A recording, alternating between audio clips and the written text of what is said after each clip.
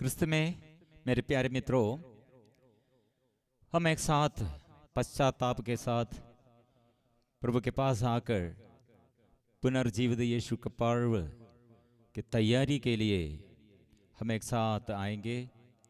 पवित्र परम प्रसाद के आगे हम स्तुति और आराधना करते हुए हम हमारे जीवन में आशीष ग्रहण करने के लिए मिलजुल कर आएंगे। हम एक साथ गाएंगे, पवित्र परम प्रसाद के आगे अपने को समर्पण करेंगे।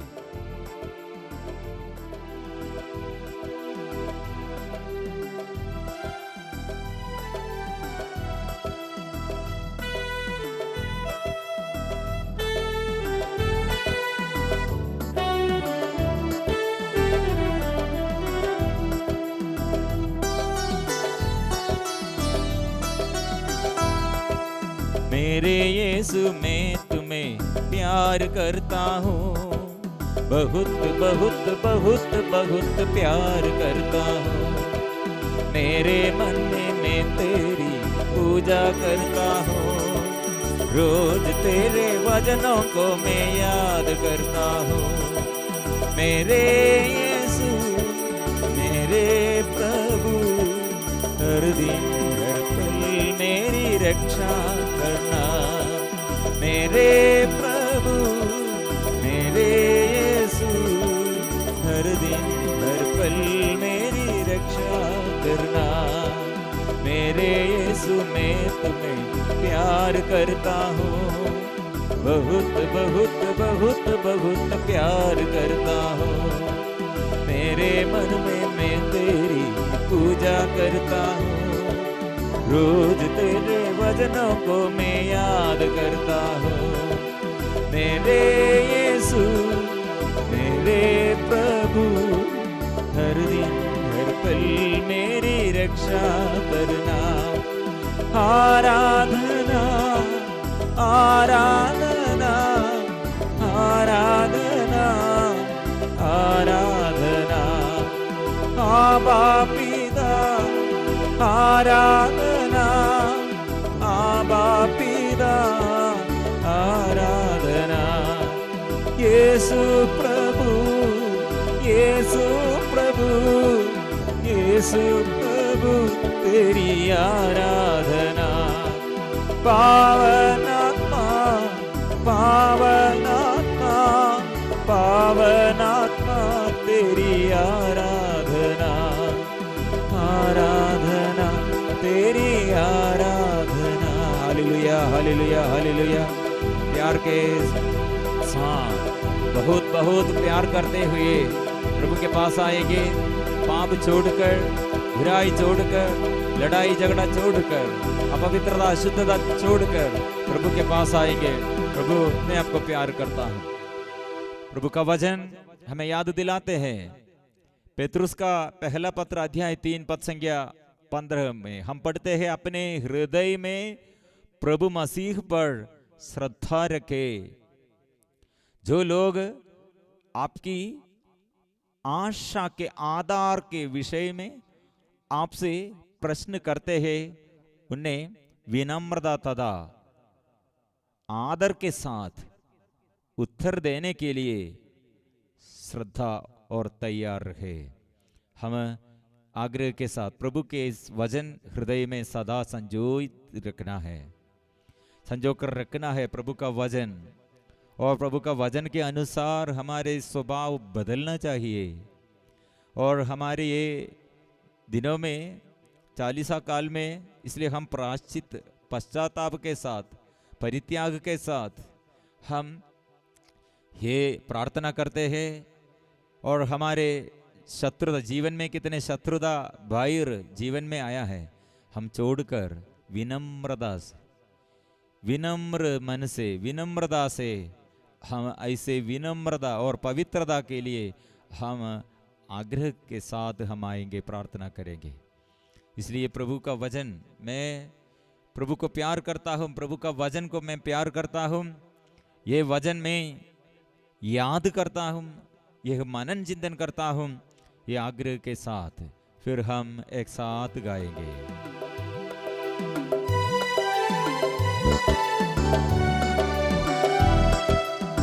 मेरे यीशु मैं तुम्हें प्यार करता हूँ, बहुत बहुत बहुत बहुत प्यार करता हूँ। मेरे मन में मैं तेरी पूजा करता हूँ, रोज तेरे वचनों को मैं याद करता हूँ। मेरे यीशु मेरे प्रभु, हर दिन हर पल मेरी रक्षा करना। मेरे यीशु मेरे प्रभु, हर दिन हर पल मेरी रक्षा करना। मेरे यीशु मैं तुम्हें प्यार करता हूँ, बहुत बहुत बहुत बहुत प्यार करता हूँ। हम एक साथ स्तुति करेंगे, हालेलुया हालेलुया हालेलुया। यीशु की स्तुति हो, यीशु की आराधना हो, यीशु की महिमा हो। Hallelujah hallelujah hallelujah.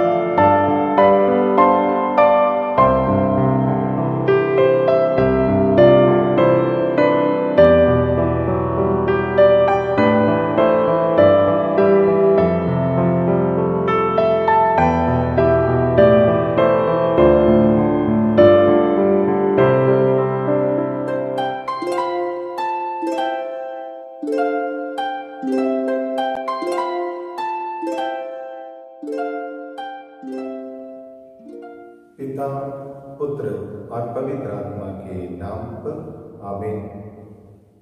क्रिस्त में प्रिय श्रोताओं, डिवाइन रिट्रीट सेंटर बौसी की ओर से प्रसारित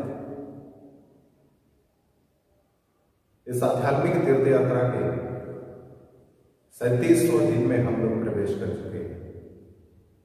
40 साल के पुण्य अवधि में हमें प्राप्त यह आध्यात्मिक कार्यक्रम बहुत लाभदायक था। बहुत तेरे आशीष प्रभु इस कार्यक्रम के माध्यम से हमें दिया, और यहां से घोषित इस वचन के संदेश के लिए हम अपने व्यक्तिगत जीवन में एक समूल परिवर्तन लाने में सफल रहे। हम सर्वप्रथम ईश्वर को धन्यवाद दें।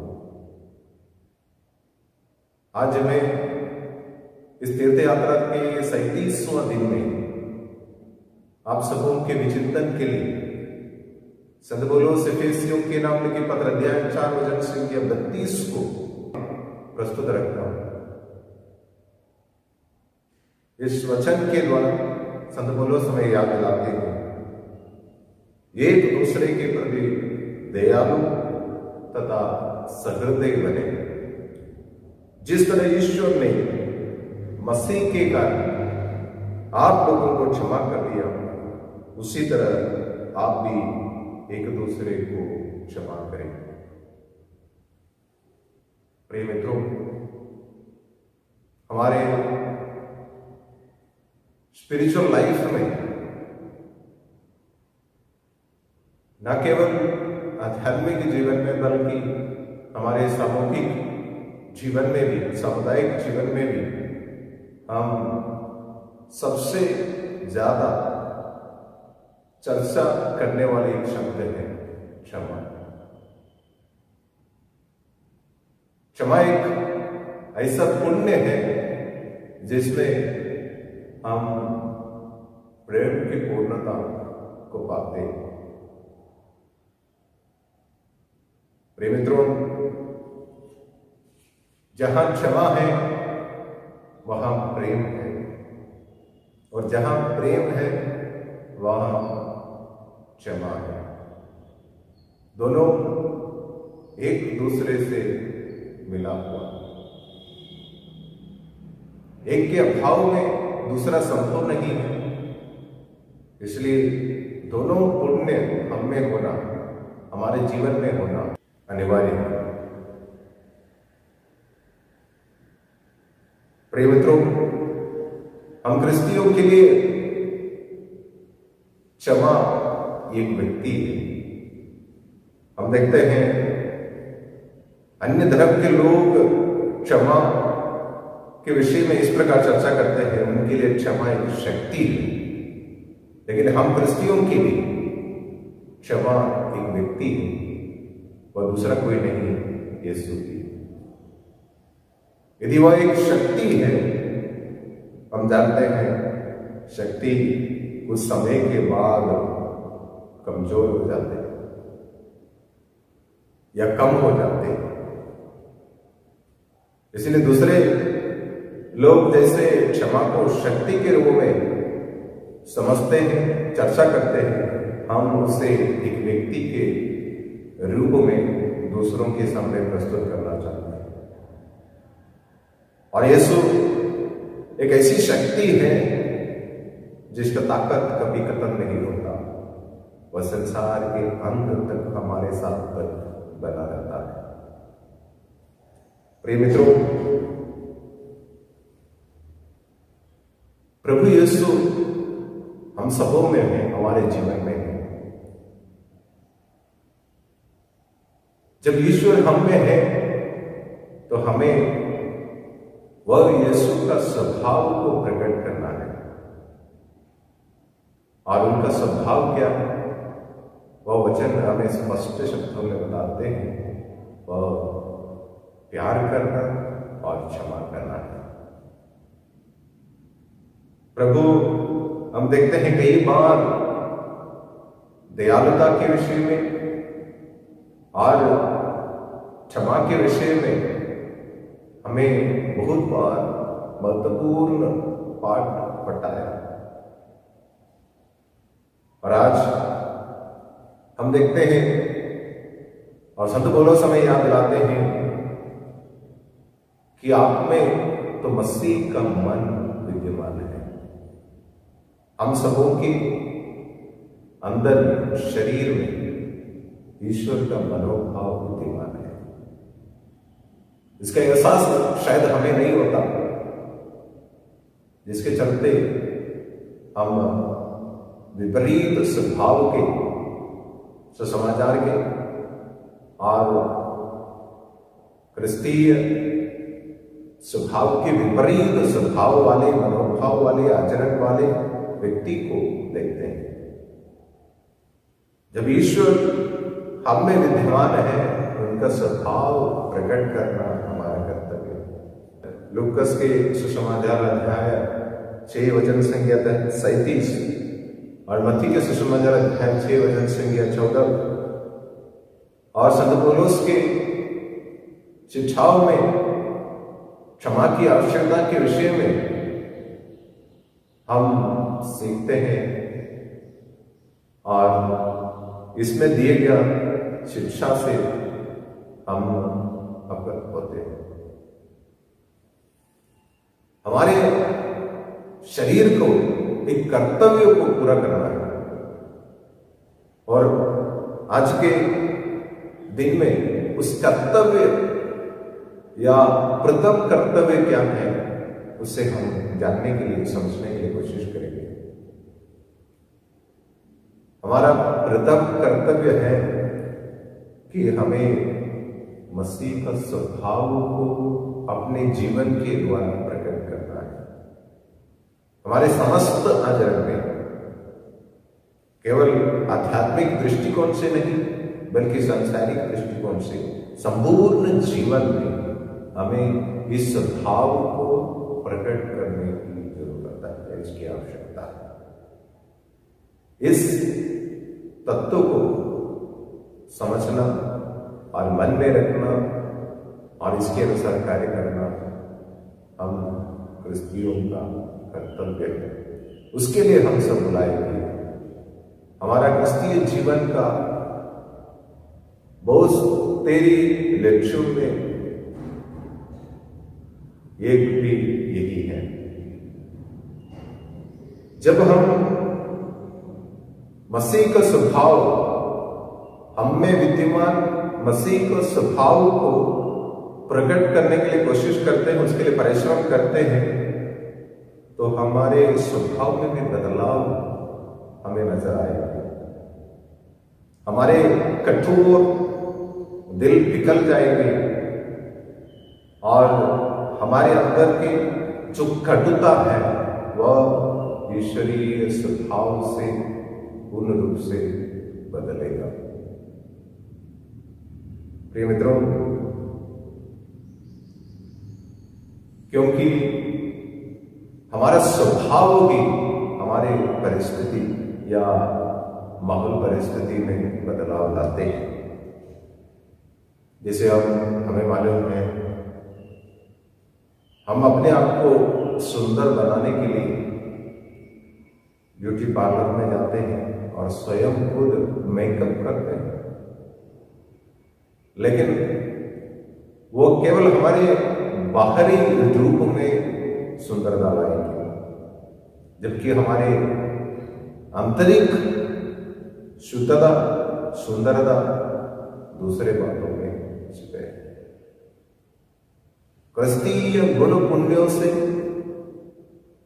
क्रिस्त के द्वारा सुसमाचार के द्वारा हमें प्राप्त उन सराहनीय गुणों को पुण्यों को जब हम अपनाने के लिए कोशिश करते हैं और हमारे जीवन के द्वारा हमें पूर्ण बना उन सारे गुणों को हम जब दूसरों को बांटते हैं, तब हमें आंतरिक सौंदर्य या हमारे आंतरिक सुंदरता बढ़ते हैं और वह बाहरी सुंदरता को और बेहतरीन बनाते हैं। प्रिय मित्रों, यदि हमें ईश्वर के इस भाव को प्रकट करना है तो हमें यीशु की ओर दृष्टि दौड़ाना है, यीशु की ओर अग्रसर होकर आना है, उनसे सीखने के लिए कोशिश करना है, यीशु वचन को गहराई से पढ़ना है, जानना है, समझना है और उससे जो संदेश है उसे हम अपने दिलों में संजोए रखने की आवश्यकता है। जब हम ईश्वर की ओर दृष्टि दौड़ाते हैं, उनसे हमें सीखने को मिलता है। वचन में हम देखते हैं, लूकास के सुसमाचार अध्याय 23 वचन संख्या 34 में हम इस प्रकार पढ़ते हैं, यीशु ने खुद जब उनके दुश्मनों के द्वारा उन्हें क्रूस पर ठोक दिया था और उनके कष्ट पीड़ा के वक्त में भी उन्होंने दुख दर्द के अवसर में इस प्रकार कहा, हे पिता, इन्हें क्षमा कर, क्योंकि ये नहीं जानते कि ये क्या कर रहे हैं। यीशु ने दुख तकलीफ में भी, दर्द पीड़ा में भी, उनके अंदर में जो उनके अंदर में विद्यमान ईश्वरीय स्वभाव को कभी नहीं भूला या उसके खिलाफ, उसके विरुद्ध कुछ भी बोला नहीं, किया नहीं। एक सीखने का उदाहरण है। क्रिस्त हमारे लिए नमूना है। उनका ये स्वभाव को हमें अपनाना है। जब जीवन के विभिन्न अवसरों में इस तरह के कष्ट पीड़ा से होकर जब हम चलते हैं, तब हम विचलित नहीं होकर हम में विद्यमान ईश्वरीय स्वभाव को प्रकट कर पाएंगे, जब हम ईश्वर की ओर दृष्टि दौड़ाते हैं और ईश्वरीय गुणों से अपने आप को जब भर देते हैं और उनकी शिक्षा से पूर्ण रूप से अवगत होते हैं। और अक्सर हमें बोला करते हैं कि क्षमा हमें किस प्रकार करनी चाहिए या किन किन लोगों को क्षमा करना है, या क्षमा का पहला कदम किसे उठाना है। इसके बारे में बहुत चर्चा हम करते हैं, लेकिन असलियत में हम शायद कर नहीं पाते हैं। यीशु ने मत्ती के सुसमाचार अध्याय 18 वचन संख्या 21 से लेकर जो वचन है उसके द्वारा हमें बताते हैं, जब सिमोन पेत्रुस ने यीशु के पास आया और उनसे पूछा, प्रभु यदि मेरे भाई और बहन मेरे विरुद्ध पाप करता तो मैं कितने बार उन्हें क्षमा करूं? क्या 7 बार मुझे क्षमा करना है? शायद उस समय के प्रदाता 3 बार क्षमा करना है। शायद सिमोन पेत्रुस ने 3 के साथ और 3 जोड़ा, उसको डबल कर दिया और इसके साथ और एक एक्स्ट्रा जोड़ा और 7 बोल के यीशु से कहा। लेकिन यीशु ने कहा 7 नहीं, 7 गुना 70 बार, 7 गुना 70 बार, यानी 70%। सुसमाचार व्याख्याताओं के अनुसार ये जो 7 गुना 70 से अनलिमिटेड टाइम्स दर्शाते हैं। It's a symbolic representation. This arithmetic representation is symbolic. एक प्रतीकात्मक, यानी हमें असीमित रूप से क्षमा करना है। क्षमा के लिए कोई अंत नहीं या कोई उसमें लिमिटेडनेस नहीं है। हमें असीमित रूप से एक दूसरे को क्षमा करना है। और आगे प्रभु हमें बताते हैं, हमेशा हम ये सोचते हैं कि दूसरे व्यक्ति मुझे क्षमा करना है या क्षमा का खत्म दूसरे व्यक्ति के द्वारा करना है। वो मुझसे छोटी है या छोटा है, या वो मेरा बच्चा है, इसके कारण क्षमा दूसरे व्यक्ति मांगने का आग्रह हम प्रकट करते हैं। लेकिन यीशु अपने वचनों के द्वारा हमें बताते हैं और उनके कर्मों के द्वारा हमें सिखाते हैं कि क्षमा का कदम सबसे पहले मुझसे आरंभ होना है। क्षमा का पहला कदम मुझसे शुरू होना है। Forgiveness has to begin from me, not from him, not from them. दूसरों से नहीं बल्कि मुझसे पहला कदम हमें रखना है। और दूसरा एक तरीका है क्षमा करने का, वह दूसरों के लिए जो हमारे खिलाफ कुछ अन्याय किए होंगे, हमारे विरुद्ध कुछ अपराध किए होंगे, तो हम उन्हें प्रार्थना के जरिए क्षमा मांगना है। इसलिए यीशु ने अपने शिष्यों को जो प्रार्थना सिखाए थे, वो प्रार्थना में भी इसके विषय में स्पष्ट शब्दों में वो सिखाते हैं। हम यदि डायरेक्टली दूसरों से क्षमा नहीं मांग पाते हैं तो प्रार्थना में उन्हें याद करके उनसे क्षमा मांगने की जरूरत है। जब हम सच्चे पश्चाताप से दूसरों के लिए प्रार्थना करते हैं, उनके द्वारा किए अपराधों को, हमारे खिलाफ हमारे विरुद्ध किए अपराधों को भी जब हम क्षमा करने के लिए तैयार होते हैं, तब वह चमत्कार हमें देखने को मिलेगा। ईश्वरीय महिमा हमारे जीवन में घटित होगी।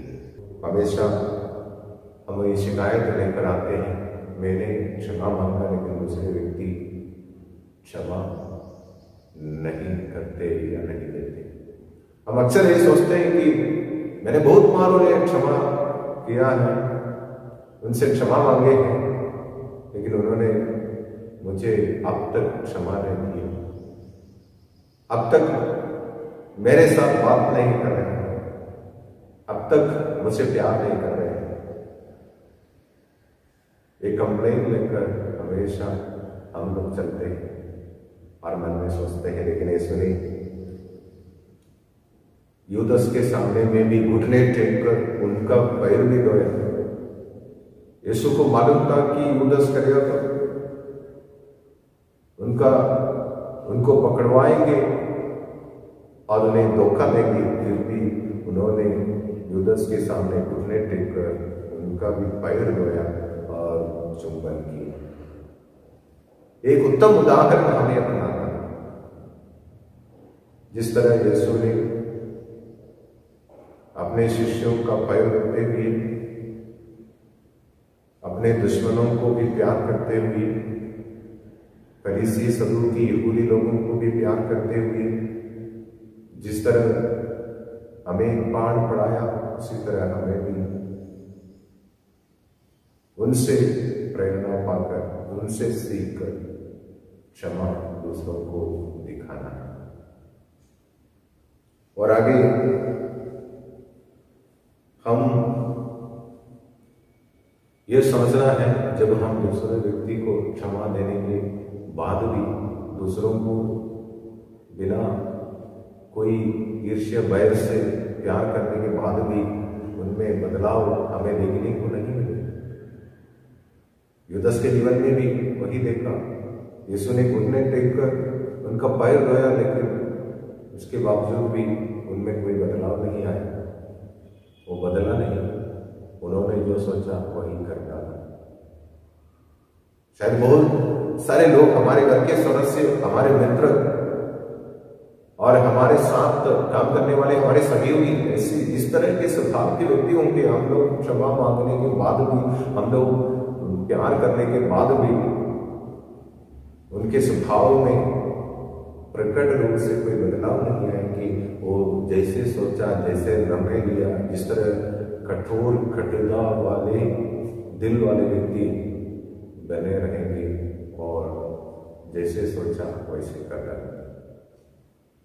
प्रिय मित्रों, क्षमा करना है तो हमें पवित्र आत्मा का वरदानों की जरूरत है।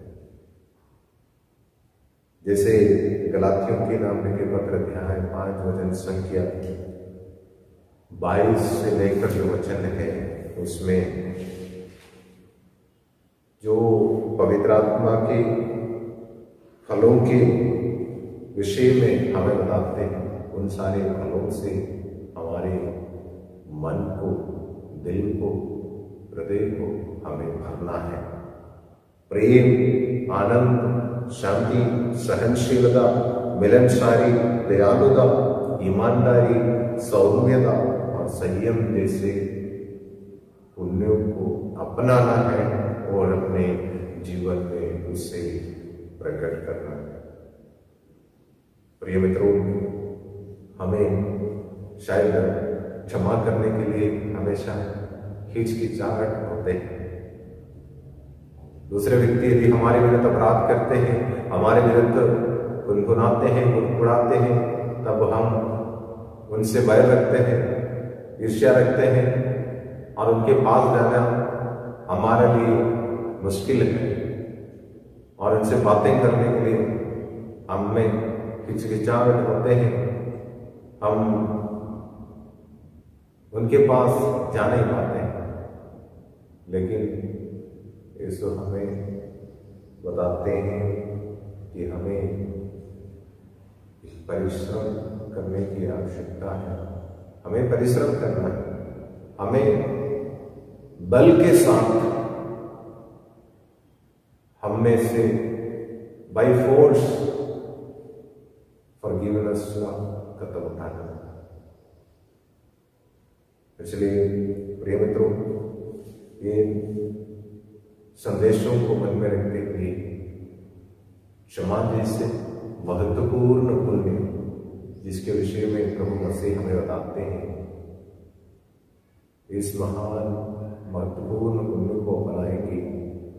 इस 40 काल में, इस 40 के पुण्यवती के आखिरी दिनों में हम अपने आप को, हमारे अंतःकरण को जांच करने की, हमें बहुत सारे लोगों को क्षमा देना है, बहुतों को हमें माफ करना है।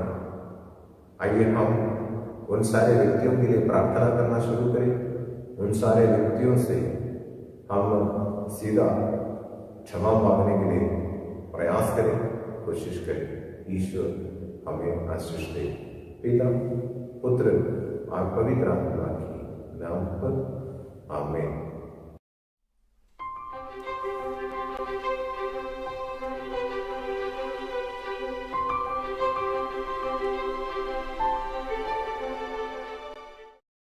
इसलिए आज के दिन में प्रभु ने ये वचन द्वारा, प्रार्थना द्वारा, गीतों द्वारा हमारे जीवन में अनुग्रह व प्रदान किया है। विश्वास के साथ फिर हम सिर झुकाकर परिपूर्ण समर्पण करते हुए, पुण्य समर्पण करते हुए हम आशीष पाएंगे। परम प्रसाद की आशीष हम ग्रहण करेंगे। आराधना आराधना आराधना यीशु आराधना आराधना आराधना आराधना पिता आराधना आराधना आराधना आराधना आत्मा आराधना पवित्र परम प्रसाद की आराधना स्तुति महिमा हो